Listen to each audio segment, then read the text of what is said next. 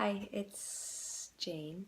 It's day 34 of 40 days exploring tenderness.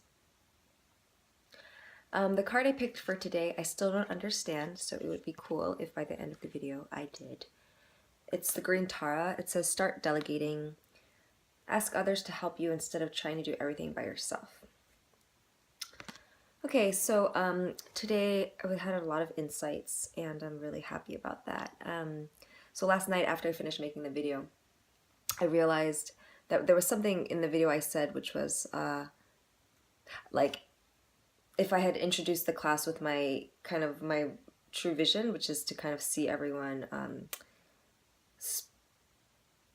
to see people's creativity ignited and then have like a collaboration, more like a art project we're doing together rather than a course. But that I didn't say that at first because I feel like, people wouldn't get that no one would receive that or want to pay for that as a course. And that I've heard that me kind of do that in my mind before, like, oh, no one's going to understand you. No one's going to get that. And I realized it's kind of like a limiting belief I've had from when I was young, like feeling like no one understands me. So if I do what I really want to do, it's not going to be accepted. But there was another part of it which I found interesting. This is kind of vulnerable to admit, but the this ego part of me, which is like, because I felt like I didn't belong when I was young, the way I made my identity was to be different. And I kind of like put a spin on it, right? Like, I want to be different, I want to be special, because if I'm not going to belong, right? It's like you want to be special. And if so I realized that even though what the bigger part of me and what I'm saying my mission is to help everyone be free and to be fully expressed, and to me that means creatively, because we're creative beings, like that's our essence. And I don't think art is just something for artists. I mean, we're all creating our lives at every moment, but I think there's something sacred about taking the time to actually create things, or with that in mind, not just unconsciously like creating your life, but taking the time to commune with yourself by expressing yourself in specific ways. I think everyone has that. There's something that everyone is like passionate about or drawn to express in a unique way, and I want everyone to do that. Okay, but there's a small part of me, like this little petty part of me, that's like, well, no, I don't actually want everyone to do that, like, because I want to be special, and if everyone's doing that, then I won't be special. And when I realized that part, it was like, wow. I mean, no wonder you're not connecting to people or successful carrying out your mission if there's a part of you that's fragmented, part of you that actually doesn't want to be special. It's just like in relationship, like I'm saying I want to be in love and like be held and supported, but I know that there's another part of me that's very connected to freedom, and that kind of equates being held or in a committed relationship as being trapped. So if I have those two beliefs or desires in my space, they're going to kind of negate each other and keep me in this no man's land. So so I was just really noticing that, and it's like, okay, if I let that ego thing go, what would I really want? And it's like, I just want to like make art and be with other people that make art and inspire each other. That's what I want. So of course then that goes back to, how is that going to be a job, I mean, I think I have the ability to kind of create space and like help people get to that point, but I don't know. So I'm still kind of figuring that out. But what I realize really excites me is just making art and kind of believing that the art is valuable enough that people will receive something from it without me having to say, to kind of be teacherly, like, this is how you can become creative, or reconnect with your creativity by doing this, and I'm going to teach you. Instead of being like that, how about if I just like share my art, and then, you know, maybe people will be inspired, and um, and that will awaken something without me actually having to do something. So I'm just really getting more and more into this thing of effortlessness, and trusting and believing in people's ability to just be able to connect at that deep level without having a bunch of like description or explanation. And we all, I mean, there's just so much information out there. I'm just like, yeah, can it just be simple? And just like, and that's how I want to be inspired. Like just being around someone, like raising my vibration, or like just, it's like when you see a flower, it's so beautiful. It doesn't need to speak, and yet you're filled, right? So yeah, and I mean, I am still struggling because I have this class planned, and I need to figure out what I'm going to do with it. Like, do I just cancel it, or do I make change the intention and describe it differently? So sitting with that. Um, and oh, because this other insight I had this morning was, you know, the more that I desire something, and I have a lot of desire, the more I focus. And that's what we're taught, right? Like law of attraction, like, you know, to like make vision boards and write affirmations and say it over and over again and feel it.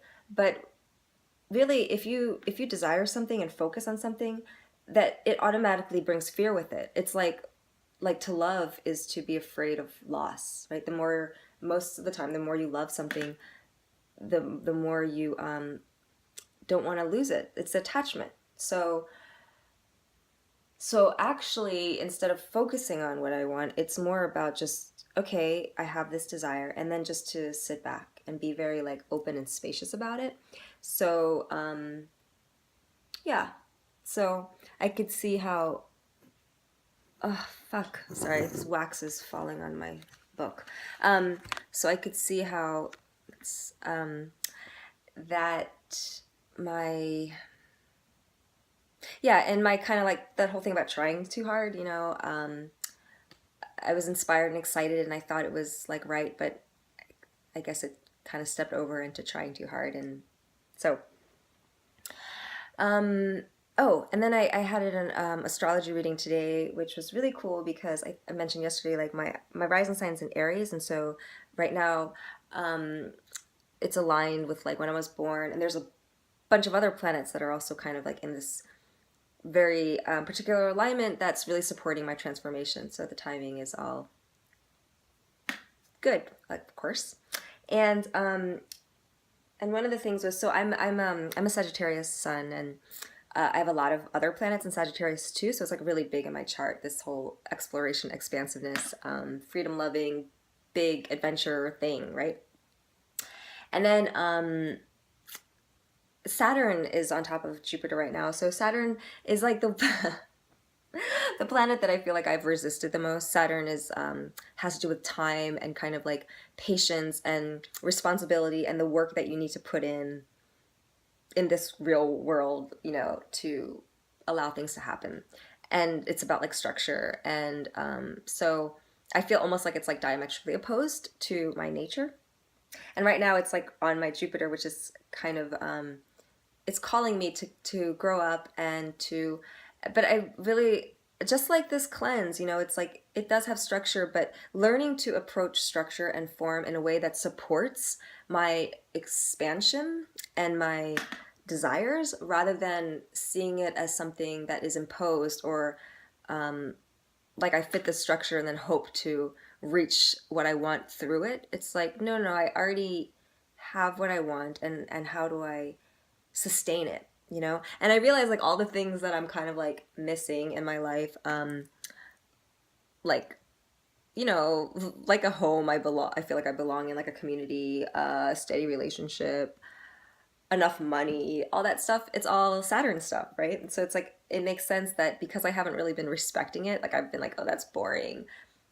I haven't been really receiving it, embracing it. So I'm learning to, and I'm really excited. It's like, no, I'm getting really excited to just be like taking care of myself in all these ways, and seeing it as a marriage, you know, that's not this, because that part of me is definitely in me. I mean, I grew up with that, and I like organization. Like even this 40-day thing, I'm kind of been wondering what am I going to do when this 40 days is up? Because I really like having this container, this channel to be able to express. And I realized how much I have to express. And, you know, where does that energy go if I'm not doing this? Like, I write all the time, but I don't talk to people all the time. And I make art, but not always every day. And so that was another realization. It's like, okay, maybe you don't continue making a video every single day, but yeah, like art is your work and it's your spiritual practice. So yeah, do it every single day, you know, and it just felt really good. Like I'm getting hot. There's no division between the my work and my personal creative expression and my spiritual practice. And when I see it that way, of course, I'm like, well, then that's great. It's such a relief, right? Like I'm not divided, but, and then the only catch is like, well, then how is that going to really be my work? But I figure, I'm just going to trust for now, you know, like, I mean, I've been trying all different kinds of things for like the past, since I quit like having a regular job, which was a few years ago. I've been struggling with money. So it's not anything new, you know? So why not try something different? And I'm actually pretty excited about it. Like, yeah, being all in and then seeing what happens. And if I believe anything that I've been saying and that I believe in for other people, and the same fucking insight I've been getting every day, it is to be all in and that everything comes from that. So that's exciting. Oh, and so the Sagittarius thing. So I don't have anything in my chart that is earth. Like I'm all fire and water and some air, except my North Node is in Virgo, and I have Chiron in Taurus. And Chiron is like the wounded healer. It's like, you know, your greatest wound is your greatest spiritual strength. And yeah, very interested in Chiron. But it's in Taurus, and, you know, I've had a few astrology readings, and no one's ever really talked to me about it, and I don't know much, like, what it means for it to be in Taurus specifically. I think I'm going to look it up after this video. But what's so interesting is I received an email about a specific tarot card that was about the wounded healer, and it described the myth of Chiron, which I knew part of, but I didn't know this part. So listen to this. This is awesome. Okay, so Saturn, the planet I was talking about, that's like the ruler in time and everything I've resisted, was married, but he fell in love with this river, this water nymph or something, who was mortal. I mean, Saturn was immortal. He's a god. And they made love, but then because he was married, he wanted to hide them. So he turned into a horse. I love this because I'm Sagittarius, right? I'm born in the year of the horse. Like, the horse is a big symbol for me. They're wild and free. And he's like running around like as a horse with his lover. And then they have a baby. And the baby is Chiron. And so Chiron was half human and half horse. And his mother was ashamed because he was half horse, I guess. And so she like abandoned him.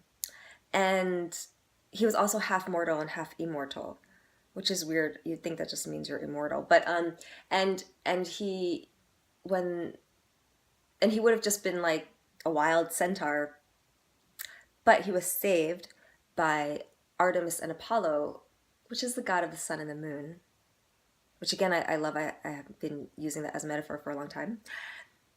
So he's raised by Artemis and Apollo and the sun and the moon, and they educate him and he becomes this wise healer. And one day he gets shot by an arrow and he can't heal himself. And he doesn't die from it because he's half immortal. But because he's mortal, he feels the wound and it never goes away. And so it's just this beautiful, like, I don't know, description of compassion, right? It's like he's immortal, but he knows what pain is. And and he knows what it means to both be abandoned and to be raised and loved by gods, you know. And this thing of Saturn, right? Saturn is actually, he's full of freedom too, and he struck out against his own structure. I'm gonna continue this in a minute.